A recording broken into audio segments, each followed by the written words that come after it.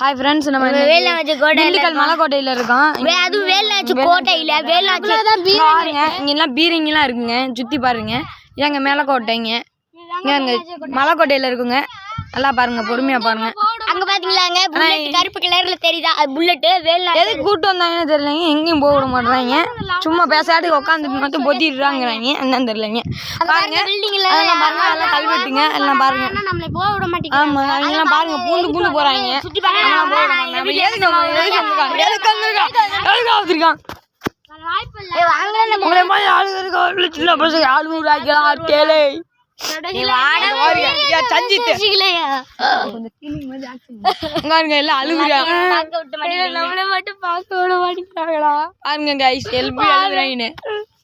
என்னைய பாருங்க, நான் எப்படி எழுதுறோம்.